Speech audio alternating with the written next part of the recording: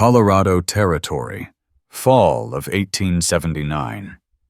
The wind shifted like a warning. Jack Boone froze mid-swing hammer, hovering inches above a cracked fence post. Before we kick off this adventure, don't forget to hit like on the video and let us know in the comments where you're watching from.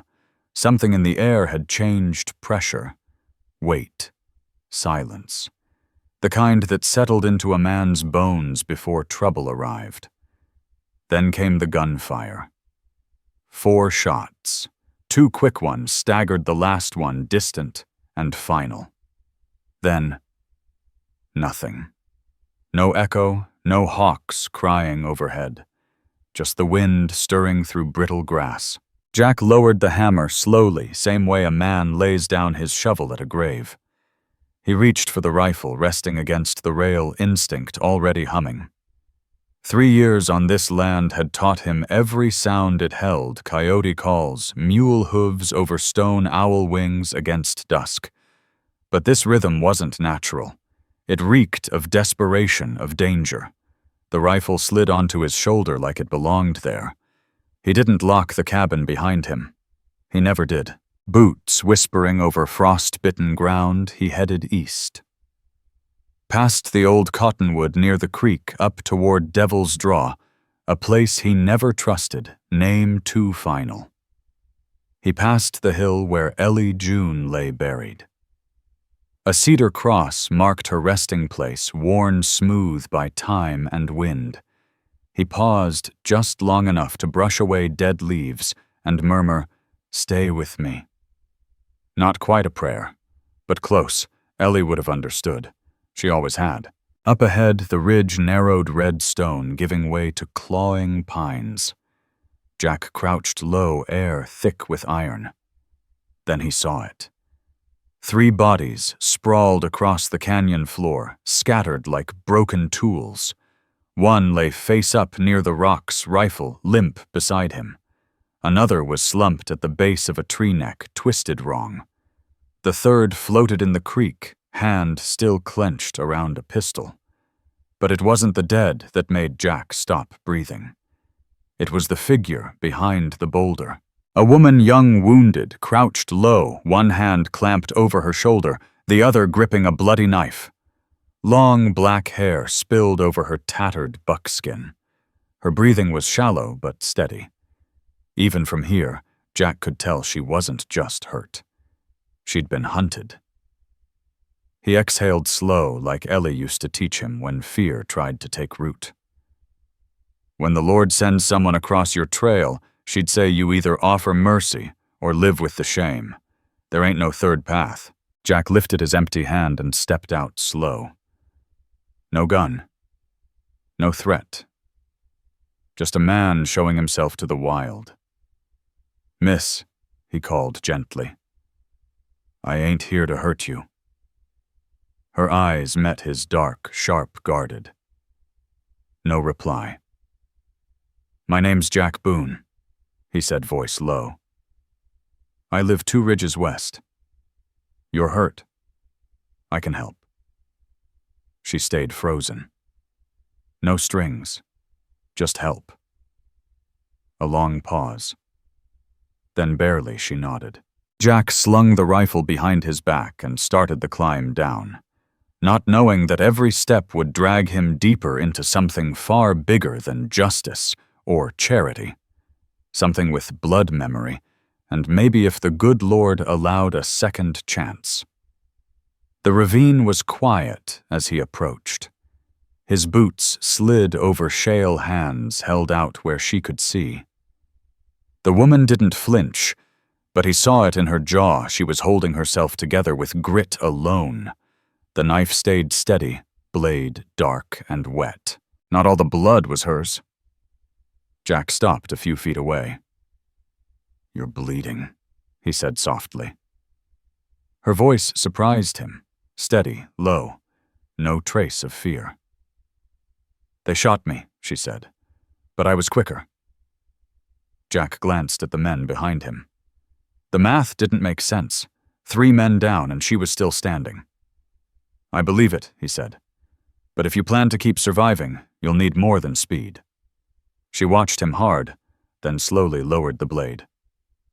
"Name's Rhea Blackbird," she said, "and I don't belong to them. That part's clear." He stepped forward, tore a strip of linen from his undershirt, and held it out. She hesitated, then pressed it to her shoulder with a hiss of breath like someone too used to tending their own wounds. "I've got bandages, clean water, Fire," he offered. "My place is less than a mile east if we take the slope." She narrowed her eyes. "And if I say no, then I walk away," he said. "That's all." Something shifted in her face. Not trust, but something close enough to move. "I can walk," she said. "You don't have to." "I can." He nodded, pulled the scarf from his neck, fashioned a sling, helped her stand. She didn't cry out. She just gritted her teeth and bore it. Jack recognized that kind of pain. He'd seen men in war carry that same weight, men twice her size, broken by less. They climbed from the canyon in silence, broken only by the crunch of loose stone and the sound of her steady, strained breathing. Above them, the sky burned copper with the last flare of sunlight. Jack Boone glanced toward the ridge ahead, dark clouds curling over the peaks like wolves at dusk. Snow was on its way. By the time they reached the cabin, Rhea Blackbird was trembling, her strength worn thin. Jack nudged the door open with his shoulder and eased her inside. The place was plain. One-room stone hearth, rough table bedrolls, stacked neatly shelves lined with old books and jars of dried herbs. The air smelled of cedar smoke and bitter coffee. Everything had its place. Rhea's gaze swept the room as he guided her to a chair near the fire. Her eyes paused on a small wooden cross by the hearth, hand-carved, smoothed by years of quiet touch. "You live out here alone?" she asked. "I do." How long since Ellie June passed? He hadn't planned to say it, but there it was out in the open. 3 winters now. The first one took her. Rhea lowered her eyes, voice soft. "I'm sorry. She's buried just west of the creek up on the hill." Jack said, his tone quieter. "Sometimes I still talk to her. Not sure if she listens." Rhea met his gaze. Sometimes silence says more than words ever could. Jack gave a slow nod, then turned to light the stove and set out his supplies. His hands were calm. War had taught him how to be steady when everything else fell apart. He cleaned her wound with care, pausing when she winced. "It's a clean graze," he murmured. "Could have been worse." "Lucky ain't a word I put much stock in," she said, wincing again. "But thanks." When he'd finished wrapping her shoulder, she let out a breath and leaned back, eyes closed for a moment. "I won't stay long," she murmured. "Just until I can walk again." "You'll stay as long as you need," Jack said. "No strings. No debt." She opened her eyes, studied him. "Why?" He shrugged. "Ellie used to say if a soul stands in front of you needing help, and you turn your back, then what good's your faith?" Rhea's lips curved into a faint smile, not sure, not safe, but real. Outside, the night thickened. Inside, something fragile took root, quiet, unseen, but there, all the same. The morning came cold and sharp frost spidering across the windows like glass veins. Jack rose early muscle memory from war years long gone. He lit the fire, boiled water-ground coffee, slow and quiet. Across the room, Rhea lay still, curled into the bedroll. She looked smaller in sleep, less fierce, but not unready. One hand rested near her bandaged shoulder. The other stayed under the blanket as if still gripping a blade. Jack didn't disturb her. He stepped outside into the hush of mountain dawn. The world might churn and twist, but the chores remained. Water had to be hauled. Wood had to be split. Truth lived in those simple things. He was stacking the last log when the cabin door creaked. Rhea stood in the doorway, blanket draped over her shoulders, blinking against the morning light. "Coffee?" Jack asked. She hesitated, then nodded. "Please." Inside, he poured her a mug, black and bitter. "Strong," she said after a sip. "Keeps the cold from creeping in." They ate without words. Dry venison, crusty bread, stewed apples with a pinch of cinnamon. Jack wasn't one for talk, and Rhea didn't seem to need it. "I'll have to clean that wound again later," he said. She nodded. No flinch. No fear. "Fever?" he asked. Had a touch. Gone now. Her voice was clear. Her eyes were brighter. She was healing. Later, as he unwrapped the old bandage, she finally spoke. "My stepfather sold me," she said, plain as dust. Jack didn't look up. "I was 16. Virgil Kane offered him money, promised me a good Christian home.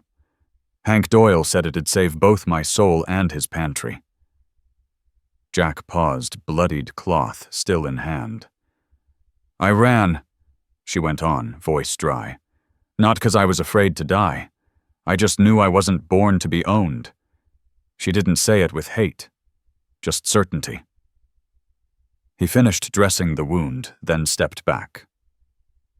"I'm sorry," Jack said quietly, "that he saw you as a thing to trade." Rhea didn't respond right away. "Then, you never asked what happened in that canyon. I figured they fired first." "They did," she said. "But I didn't wait long to shoot back." Jack nodded slowly. "I've seen brave men break," he said, "and good men do bad things 'cause they had no other choice." He hesitated. "But you—" She tilted her head slightly. "You carry yourself like someone who's weathered storms longer than I have." Her expression softened. "Storms don't knock, Jack. They just come. And you either stand, or you don't." They passed the rest of the day in quiet rhythm. Jack chopped wood. Rhea sat near the fire, sorting herbs from her pack, teaching him names he'd never heard before. Bearberry willowbark, wild hyssop. She moved like someone who belonged to the land, not owned by it, but trusted by it. Like the wind and trees knew her by name. That night, as snow hissed softly against the cabin windows and the hearth crackled with low firelight, Jack Boone sat by the flames reading from a Bible worn thin with time. He didn't read aloud, figured Rhea Blackbird might not welcome scripture, but he read anyway, just under his breath. When he looked up, she was watching him. "What verse?" she asked. He hesitated, then answered Psalm 91. "It's about shelter, about angels guarding your path." She nodded slowly. "They used to read that one to us in the mission school, long time ago." They didn't speak again that night, but when Jack banked the fire and rolled out his blanket across the room from hers, something between them had shifted. Not safety, not trust, but maybe the roots of both. The snow came light through the night, just enough to dust the grass by dawn. Jack rose early like always, stirring the fire back to life before stepping out into a silence so still it felt sacred. He walked the northern fence line, boots crunching frost. The pasture beyond the ridge was always empty. But this morning it wasn't. He froze at the top of the rise. Cattle. 24 at least, black-coated, calm, grazing like they'd been there forever. Angus mostly. A few longhorns mixed in. No noise, no trail dust, no drovers yelling. Jack scanned for signs, hoof tracks, broken brush gaps in the fence. Nothing. The wire was uncut. The ground untouched. Only the silence had changed. He turned boots thudding back toward the cabin, threw on his coat, and stepped inside. Rhea was already up, wound, redressed braid neat. She looked up from the fire. "What's wrong?" "There's cattle. North pasture." She blinked. "Yours?" Jack shook his head. "Not unless the Lord's branding for me these days." That pulled a faint twitch from her lips. They stepped out together, her steps careful but steady. She didn't speak when she saw them. "They weren't there yesterday," Jack said. "No," she agreed. They weren't. He leaned on the fence, eyes narrowed. "Don't know those brands. Never seen 'em around here." Rhea stepped close, fingertips resting on a fence post. "My people believe the earth returns kindness with gifts. Quiet courage brings quiet blessing." Her voice was soft. "So does heaven." Jack didn't reply. The herd was strong, glossy calm. Enough to buy winter hay tools, maybe even a second horse. Enough to matter. Hospitality. Rhea murmured, "Means something sacred where I come from." Jack looked sideways at her. She added Hebrews 13:2. "Do not forget to show hospitality to strangers, for by so doing, some have entertained angels unaware." He nodded. Ellie June used to quote that one. Then maybe she's the one who sent them. Jack let out a soft laugh, but didn't say more. Maybe it wasn't a joke after all. That afternoon he saddled up and rode to the nearest ranch. No one was missing cattle. He checked the clerk's brand registry. Nothing matched. Stopped by Marshal Jed Rourke's office. "You say they just showed up?" the marshal asked, lifting a brow. "I'm saying they weren't there the day before. No rustlin' reports, no missing herds. Sounds like Providence." Jack didn't trust unexplained blessings. They usually came with a price. He rode home uneasy. The wind had teeth now, whispering things he couldn't quite hear. That evening, Rhea was standing out front, arms folded, as she watched the herd drift across the fading light. Neither of them said a word at first. Then she spoke. "I don't believe in coincidence." "Me neither," Jack said. "Then maybe you already know why they're here." He stayed silent. "You gave shelter to someone who had nothing," she said. "Even though it might have cost you everything. I didn't do it for a reward, I know." That night the herd didn't wander. They stayed close to the cabin, grazing slow and easy like they'd found home. Jack spent the next 3 days riding out.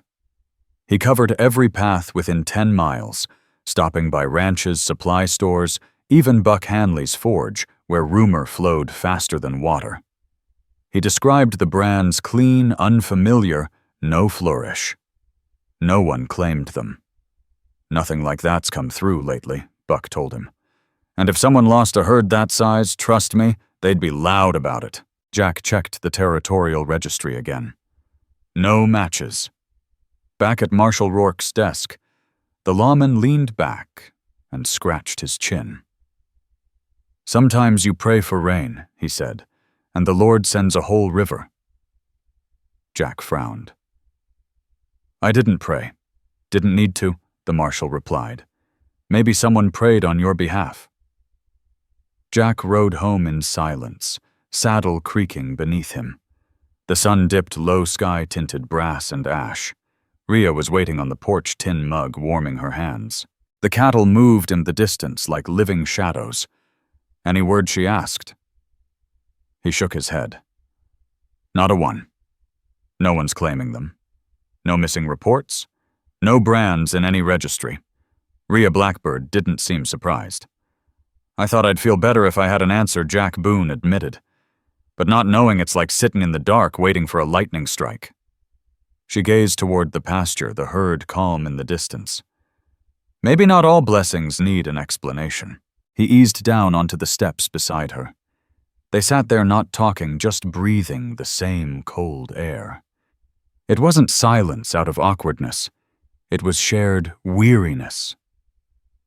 After a while, she spoke again. When I was little, my mama used to tell me stories about the land, Rhea said. She said the earth remembers mercy. That when someone acts from the heart, the ground feels it, the sky sees it, and sometimes they answer. Jack glanced her way. You believe that I want to. He nodded, then turned his eyes to the cattle grazing still. I've lost more than I've kept, he said after a pause. Since the war, since Ellie June. I came out here hoping to rebuild, but most days the quiet just echoes back louder than I can stand. Rhea didn't speak. She simply reached over and handed him a warm tin mug. Spiced cider. The scent and heat rising like comfort from another life. Ellie Jack said, voice low, used to read the Psalms out loud every night.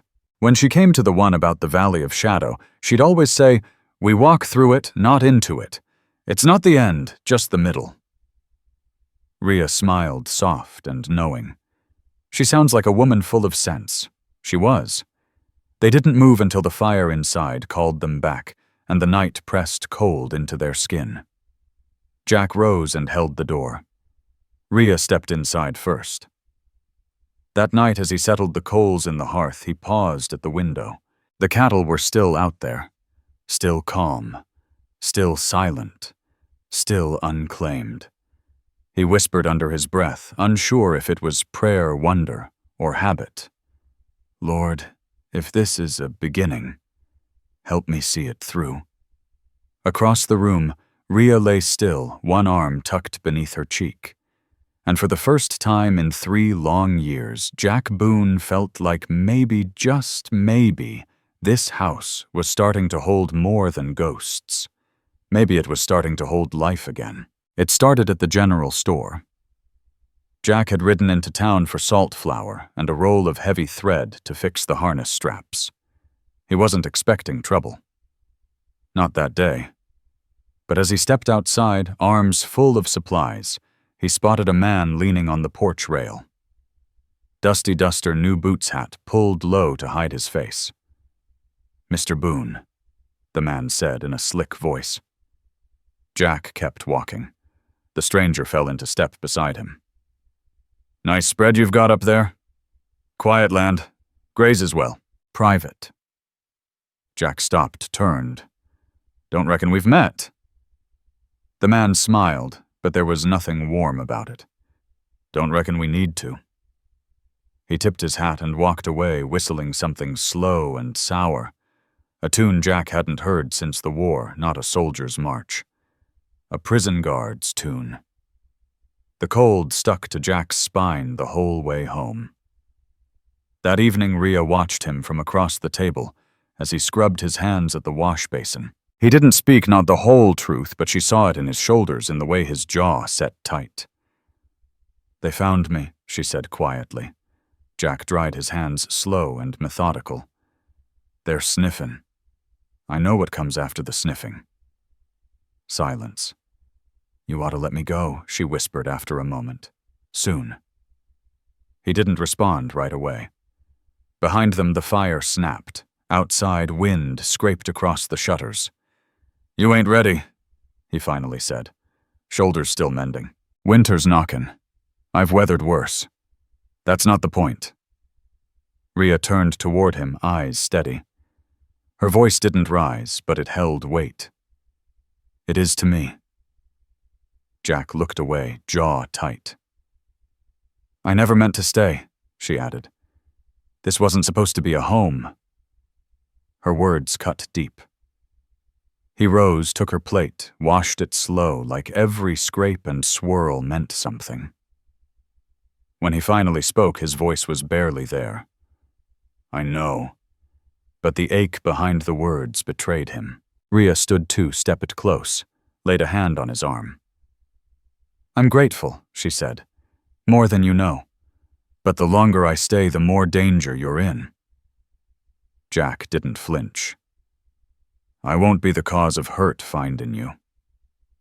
He looked at her then, and something raw flickered beneath his calm. You already changed this place, he said. You brought more than cattle. She smiled faintly. I didn't bring the cattle, Jack. He let out a breath, worn and weary. Then someone or something sure did. She dropped her eyes, then lifted them again. I'll stay 2 more weeks. No longer. He gave a slow nod. Outside, the darkness deepened. Inside, they sat once more by the fire, not touching, but close enough to feel the weight of every word left unsaid. After a long spell, Jack spoke. When I lost Ellie, I thought that was the end of my story. He stared into the flames. But maybe it just paused. Rhea didn't answer with words. She leaned her head gently toward the firelight. Let the silence carry the truth. Outside, the wind had a sharper edge. But neither reached for their coats. They stayed put side by side, knowing something was coming. Something close. Morning broke pale and sharp. A thin crust of snow blanketed the hills just enough to catch footprints. Jack saddled the horses. Rhea packed light jerky biscuits, a tin cup. She moved smoother now, favoring the bad shoulder less. Still, Jack kept an eye on her. You sure about this? He asked. Rhea slung the pack over her good shoulder. Time I started pulling my weight. They rode quiet through the cottonwoods' hooves muffled in the snow.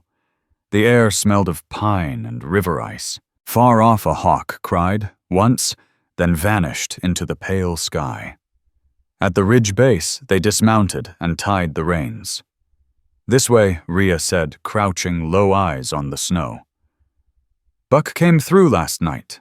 Young one, still learnin'? Jack knelt beside her eyes, following her finger as it traced the faint impressions. See how that back right hoof drags? Just a little. Rhea Blackbird pointed. He's favoring it. Jack Boone squinted down at the tracks. Wouldn't have noticed that myself, he admitted. She glanced back at him with a small smirk. Not everything worth knowing comes from books. They moved slow through the trees, Rhea leading like someone who belonged out there. Her steps were light, certain born of a lifetime walking wild ground. The handmade bow slung across her back was smoothed from years of use, its grip polished by habit. Jack's rifle was down, but his respect was high. When they reached the rise above a quiet hollow, she raised her hand. Jack halted without question. There, she whispered. A young buck stood grazing at the clearing's edge, ears twitching, muscles taut under its hide. She stepped forward silent as the snow bow in hand. But she didn't notch an arrow. She waited. Watched. The buck lifted its head, met her eyes. The moment stretched long and still like breath held under stars. Then, with a flick of its tail, the buck vanished into the trees. Jack stepped forward as she lowered the bow. You let it go. It saw me, she said quietly. It wasn't meant to fall today. They found a fallen log and sat sharing what they'd packed. She pulled out a scrap of cloth and gently wiped down her bowstring. Jack watched her hands, thinking how once silence felt like a punishment. Now it felt like peace. You ever sing? She asked suddenly. He chuckled. Not good enough to admit it. She smiled. Mama used to sing me a lullaby. Haven't done it in a while. He looked at her. Would you? Her voice came soft and low, a tune as old as soil. Jack didn't know the words, but the sound held something deeper. It was the hush of wind through brittle grass, the shimmer of starlight falling. When she finished, he was quiet for a long while. Ellie June had a favorite passage, he said at last. She'd say it out loud when the world got heavy. He closed his eyes. Yea, though I walk through the valley of the shadow of death, I will fear no evil, for thou art with me. Rhea's eyes glimmered. That's a good one. Helped her sleep. She reached across the space between them. Her fingers brushed his hand, not grabbing, not holding. Just there. He didn't move. The touch was small, but it held something vast. Not a promise. Not yet. But the whisper of one. Then she pulled her hand back, and the woods breathed again. They stood packed up and walked down the slope together, their footprints laid side by side in the soft snow. The knock came a little past noon. Jack had been splitting firewood by the barn, the motion steady, almost meditative. When he looked up, the man was already off his horse reins, looped casually around the porch post. Fine hat, spotless boots. No trail dust on his coat. "Mr. Boone," the man said with ease, tipping his brim. "Name's Virgil Kane. Mind if we talk a bit?" Jack nodded once. "We can talk." He set down the axe, wiped his palms on his pants, and walked forward slow. Inside, behind a cabin window, a shadow flitted past, small, careful gone. Kane's smile had the polished shine of a banker. "Word is you've been blessed unexpectedly. That's a fine herd you've got out there." "They're on my land," Jack replied, "and no one stepped up to claim 'em." "Well," Kane said, watching Jack close, "I've got an eye out for something else that went missing. Not cattle, smaller, pricier." Jack said nothing. Kane peeled off his gloves and tapped them against his palm. "A girl, maybe. Dark hair, sharp tongue. Vanished not long ago. Heard tell she might have passed through here." Jack's voice was calm, even. "Can't help you there." Kane stepped into a slow circle, pacing the snow like a man measuring something. "She and I've got unfinished dealings. Promises made. Legal interests." Jack took a step forward, cutting the space between them. "Ain't nobody's property out here. Not anymore." Kane's smile didn't twitch. "Some deaths don't erase promises, Mr. Boone. Families make vows. Vows carry weight." Jack folded his arms. "So does dignity." They stood there, two men forged in different fires. Then Kane said softly, "She's not safe here, you know. Fellas like me don't just walk away. Sooner or later, someone knocks harder." Jack tilted his head slightly, listening to the wind or maybe something deeper. Then he said, quiet but clear, Psalm 27. "The Lord is my light and my salvation. Whom shall I fear?" A pause. Kane gave a dry chuckle and shook his head. "You're either brave or you've lost your mind." Jack's eyes hardened. "I buried one wife on this land," he said. "I won't bury another." Something cracked in Kane's face, a fissure in the mask. Then it vanished as fast as it came. He turned sharp, mounted his horse in one smooth motion, and looked back once. "Think on it," he said. "Snow gets deeper every day." With that, he rode out hoofbeats trailing off into the white hush. Jack stood there a long time, staring at the place where Kane had vanished. Inside the cabin, Rhea Blackbird waited, still silent, breath held like a prayer not yet answered. When Jack Boone stepped in, her eyes locked onto his face, searching. "He knows," she said simply. "He suspects," Jack answered. She sank down beside the hearth, tugging the shawl closer around her shoulders, like it could shield her from more than the cold. "I should go," she whispered. Jack didn't respond right away. He moved to the stove, filled the kettle, and set it over the fire.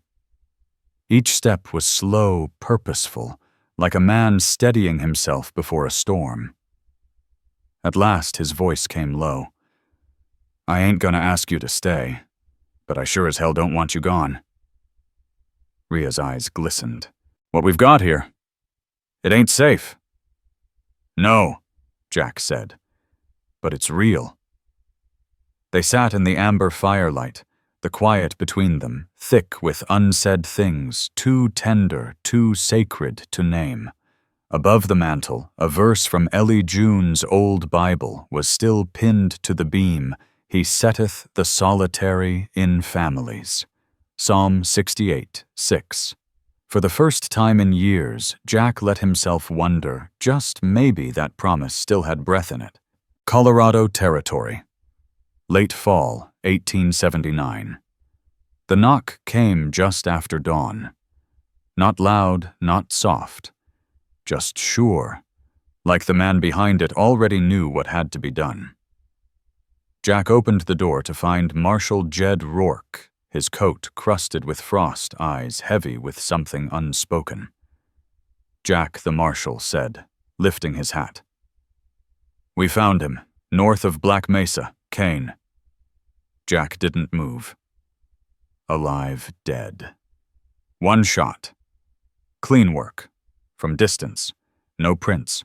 Just the horse. He paused. Ledger books were in his saddlebag. Neither man spoke for a long while. Then Rourke lowered his voice. "We got everything now. Names. Money. Every girl he sold like cattle. You were right." Jack stared down at the broken porch step where Ellie June used to stub her toe and cuss under her breath. He felt her absence again, but different this time, like she was there beside him, waiting. "Rhea," he asked. "She's safe." "For now," Rourke said. "But this is going federal. They'll want her to testify. And if she does, they'll protect her." A silence thick as molasses. Or Rourke added, "She disappears. Whole thing gets buried." Jack stepped out, closing the door behind him, hands shoved deep into his coat. The land looked different. Not 'cause it changed, he had. "She don't know yet, no," Rourke said. "I figured you should hear it first." Jack nodded. "You did right." He watched the marshal ride away, then stood alone on the porch boots, stiff with frost. Out in the pasture, the cattle stirred like they too were waiting on something. Inside, Rhea was still asleep, unaware that the weight of justice had found her once again. He didn't go in just yet. He sat on the step, rubbing his hands together, breath steaming in the cold. This all started in a canyon, a place of pain. Now it led here, this hushed pause before a reckoning. The wind, the sky, even the earth, they all knew. There'd be no turning back. By late afternoon, the sky had taken on that pale brass hue that comes before a Colorado snowstorm, or some other change you can feel deep in your ribs. Jack saddled his mare slow, cinching the straps like every motion was part of a prayer. The trail came natural past the old cottonwood over the frozen creek bed down to the hill behind St. John's Chapel. He hadn't been since the chill first rolled in, but the path still remembered. Clara's grave waited quiet, ringed in brittle grass and weather-worn stones. He dismounted, removed his hat. "I know I ain't been by much," he whispered, "but I reckon you know why." He knelt. "I need to choose now, Clara. Not for me. For her." From inside his coat, he pulled Ellie June's worn little Bible. The leather was thin edges soft from years of prayer. When he opened it, a pressed violet slipped free, drifting to the dirt. It landed on a page marked long ago, one verse underlined in her hand. "The steps of a good man are ordered by the Lord, and he delighteth in his way." Psalm 37:23. Jack stared at the line eyes, glassy but dry. "You'd say I already know the answer," he murmured. "You always saw it clearer than me." A breeze stirred soft and low, just enough to lift the violet and lay it against the edge of the stone. He didn't cry, not because it didn't hurt, but because something inside him had shifted. It wasn't grief anymore. It was resolve.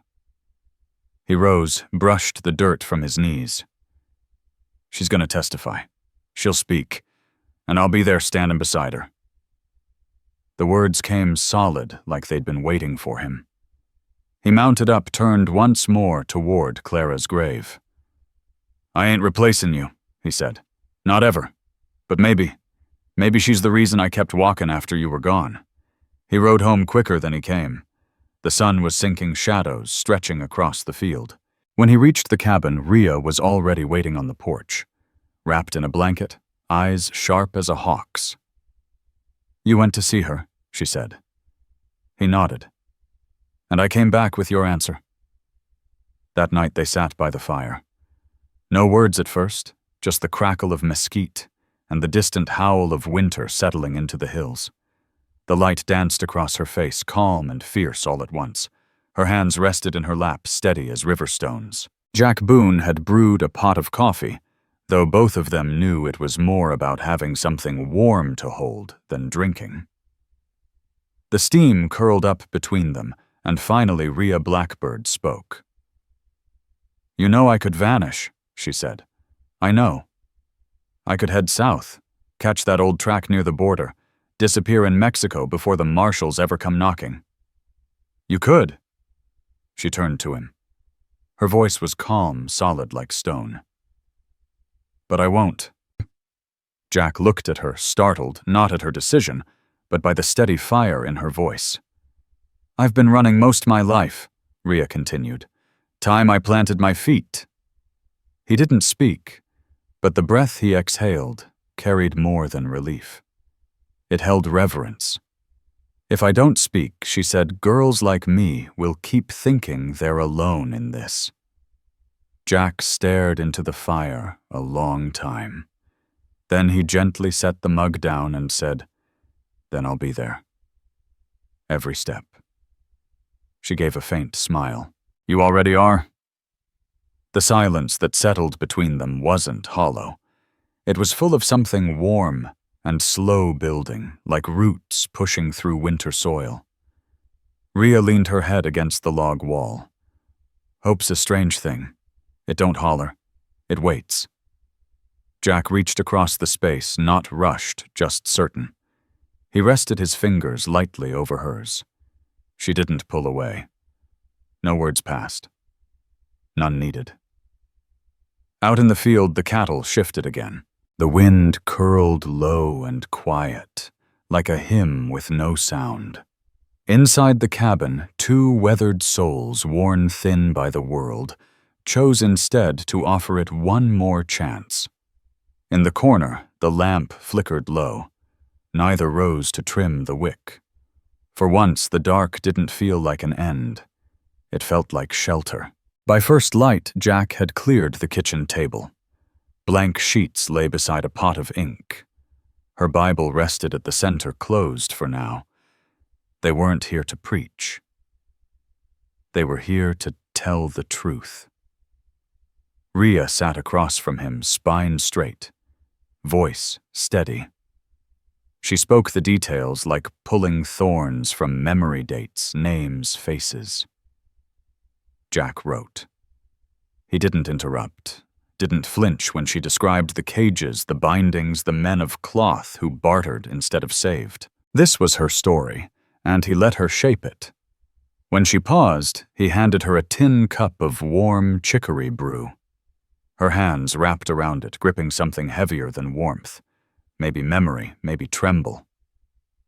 "That's enough for now," Jack said softly.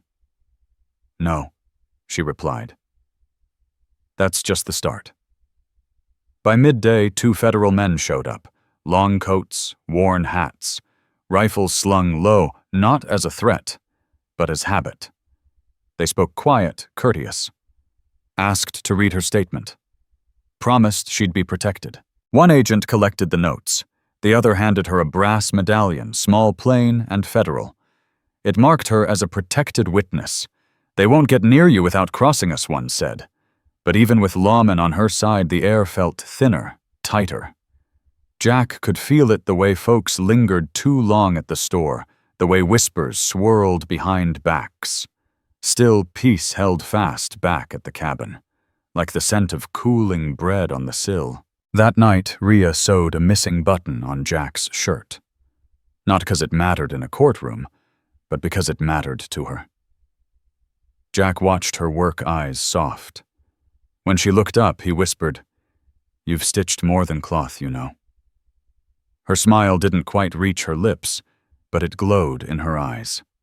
She didn't reply. Later, he made her coffee black with a pinch of sugar, the way she said her mother Whispering Rose used to after long days. They drank it outside, wrapped in an old patchwork quilt, shoulders touching. The stars above were sharp, close like guardians. He looked at her fully and said almost to himself, "You're the piece of hope I thought I lost." She didn't speak, just leaned her shoulder into his. Solid. Steady. The fire came just after midnight. Not in the barn, not the cabin. Out by the fence line. A single bundle of sagebrush, doused in kerosene, tossed beneath the old mesquite near the north pasture. Jack smelled it before he saw it. By the time he reached it, bucket in hand, the blaze was barely more than a scorch mark. One post blackened. Grass singed. But that wasn't the point. It was never about damage. It was a message. Etched into the fence post was a seared mark, crude branding ironwork. Virgil Kane's old initials reversed and slashed. Not a brand of claim, a symbol of revenge. Back at the cabin, Rhea was already awake. She stood barefoot on the porch shawl, clutched tight, eyes pale, but unbroken. "They're close," she said. Jack nodded. "And they want us to know." He didn't reach for another lantern, didn't crawl back under covers. Instead, he grabbed the old Winchester from above the door, checked the chamber, and stepped back out. Buttoned-up hat pulled low. He walked slow, steady along the outer edge of the house, his boots quiet against frostbitten earth. Near the corral, he paused. The night was still. No movement. But something waited just past the edge of sight. Jack climbed the ladder to the hayloft, the highest point on the ranch, and waited. From up in the hayloft, Jack Boone could see everything. His land stretched wide, the log cabin below the trees dancing at the edge of the creek, and that raw stillness only found in dawn's edge. His rifle rested easy across his knees, and then, without flourish or fear, he bowed his head. "Lord," he prayed, "I've misstepped more times than I'd care to admit. But not this time. She's earned her peace. If trouble's coming, let it find me first." The wind kicked up, tossing the faint scent of ash into the woods. He stayed there for hours, breath clouding the air, eyes scanning the black horizon. But no shadows moved, no threats approached. Only stars bore witness. Only cattle stirred. Only cowards, it seemed, feared the sun enough to hide in dark. But as morning cracked open over the plains, Jack felt something shift, not out there in the field, but inside him. He wasn't just standing guard anymore. He was watching over something sacred. The courthouse in Denver wasn't grand, not like the marble ones back east, but it carried its own kind of weight. Bare white walls, rows of pews, and a judge whose eyes knew how to spot truth, even when it came wrapped in pain. Rhea Blackbird took the witness stand. Jack sat close behind, hat in hand, jaw clenched. She wore the same shawl she'd shown up with all those months ago, patched up, but not replaced. Like the scar on her wrist. Like the star maps she still traced in darkness. The questions came steady: names, dates, places, and she met each one head-on, not rehearsed, just honest. When they asked about Virgil Kane, she didn't blink. She didn't speak with vengeance. She spoke with memory. "I tell it," she said, "so no one else gets swallowed by silence." The courtroom fell still. A clerk read aloud one of Kane's ledgers, his handwriting a list of souls traded like stock. And suddenly this wasn't about land or herds, it was about people. When Rhea's voice finally cracked, it wasn't weakness, it was weight breaking loose. Jack stood up behind her. He didn't speak, didn't reach for her. He just stood rooted. A marshal in the back murmured, "That's the man who took her in." Another added, "That's the one who kept her standing." By noon, the verdict came down. Kane's land seized his dealings, dismantled his name, passed to federal files. Outside the courtroom, snow had started to fall, gentle, slow, like the earth letting out a breath. Jack offered Rhea her coat. She shook her head and stepped into the flurries, face tilted to the sky. When they reached the courthouse steps, he held out his arm. This time she didn't hesitate. She took it. They walked in quiet, and in that stillness, scripture rose between them, not spoken, just known.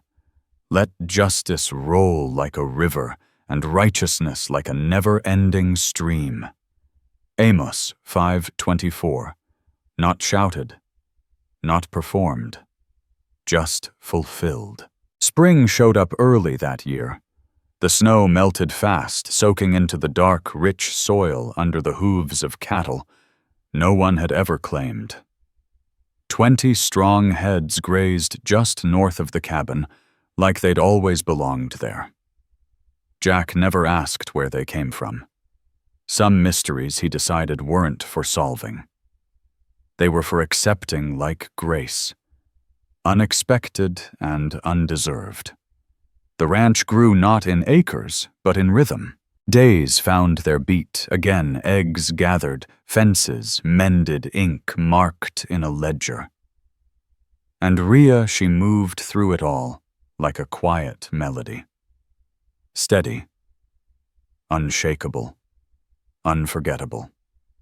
The townsfolk, once suspicious, now tipped their hats, offered tools, shared smiles. Even Marshal Jed Rourke dropped by time to time, not for business, but for a cup of hot coffee, and to hand off the mail with a knowing nod. Rhea was no longer the woman hiding from the world. She stood at the porch rail, herbs in her hands, speaking to passers-by, smiling when the life inside her kicked beneath her apron. Yes, life. Jack could hardly believe it when she'd told him. They were near the barn that day, hands greasy from fixing a busted wheel. "There's a baby coming, Jack," she'd said. He dropped the wrench. Now the baby was nearly here, and something else too, something Jack hadn't dared hope for since Ellie June passed. A wedding. It wasn't grand. No lace. No organs, just the cottonwoods beyond the creek. A few benches borrowed from the chapel. A sky so wide and blue it could baptize the earth. Marshal Rourke officiated. His voice was softer than usual. A few neighbors came. An old woman brought a pie. Widow Lorna laid a hand-knit quilt across their clasped hands. Rhea wore a plain cream dress. Jack wore his old cavalry coat, scrubbed clean. No rings, just vows. When they said Amen, Rourke flipped open his worn Bible and read, "Now these three remain faith, hope, and love. But the greatest of these is love." 1 Corinthians 13:13. No cheers, just wind through cottonwood branches. A dove cooed somewhere overhead. Jack looked at Rhea not as someone he saved, not as someone broken and rebuilt, but as someone who had found her way home and brought heaven with her. They walked back hand in hand, boots brushing the dust hearts, strangely light. That night she rested beside him. One hand over her growing belly, the other curled into the fabric of his shirt. Jack whispered, "Thank you." She didn't ask what for. She just leaned in closer. The stars outside hung bright and wide, blinking over the still prairie night. In the far-off dark, the cattle shifted and lowed, and somewhere in that hush, Jack Boone could have sworn he heard Ellie June's laughter, not just as a memory, but as a quiet blessing riding the wind. She came into the world on a Thursday right before dawn. The air had gone still. Even the stars seemed to pause, holding their breath. Rhea Blackbird gripped Jack's hand with such fierce strength, he wondered if his bones might snap. Then all at once, she let go just as a newborn cry split the silence inside the cabin. A girl, full head of dark hair, lungs clear as the prairie sky, fingers clenched like she was already daring the world to challenge her, and she would rise to meet it. They named her Rhea June, not hyphenated, but spoken as one breath. One story, 2 lives threaded into a single heartbeat. Doc Tiller, the town physician, gave a nod of approval. "Healthy," he said, drying his hands, though mighty stubborn. "Just like her folks," he added with a chuckle. Jack hesitated at first. He hadn't held a baby since. But when Rhea beckoned him forward, he took the swaddled bundle into his arms. She didn't cry, just stared up at him with wide, steady eyes, her mother's eyes, but softer somehow. A softness he remembered from long ago, when Ellie June used to read from the good book by lamplight. He leaned close and whispered, "Hey there, little storm." And in that moment the baby smiled. That spring came and went in a blur. Lullabies hummed low bottles, warmed by firelight and joy, so big it barely fit inside those cabin walls. They traded nights waking. Rhea sang in a tongue Jack didn't fully know, but felt deep in his bones. He read psalms sometimes out loud, sometimes just beneath his breath. By June, Rhea. June had found her giggle. By July, she was grabbing fistfuls of Jack's beard and giving it a good tug. He didn't mind one bit. One morning, long after the dew had burned off, Jack stepped outside with the baby strapped snug across his chest. The cattle, still 20 head, grazed slow through the north pasture. No brand marks. No history. Just presence. He walked the fence-line boots, sinking into warm soil eyes on the horizon. Behind him, the cabin breathed quiet. A gentle thread of smoke drifted from the chimney. A faded blue shawl danced on the porch rail, and Rhea stood in the doorway, coffee in one hand, the other settled just above her heart. She watched them, father and daughter, silhouetted against the grasslands, and spoke soft but sure. Maybe heaven has hooves, too. Jack turned toward her and smiled. Then he looked down at the child, then out across the land, then up at that wide open sky. "I don't need to know how," he murmured. "I just know who." The breeze shifted. The herd turned as one. Somewhere out past the cottonwoods, a dove cooed low. And baby Rhea June blinked up at her father, tiny fingers stretching toward the light. If this story has touched your heart, I invite you to stay with us to discover more true tales of the Wild West. Stories that honor resilience, tenderness, and the spirit that God placed in those who blazed the trail. Subscribe, share. Leave your thoughts in the comments, and join us once again to journey across this untamed land. Thank you.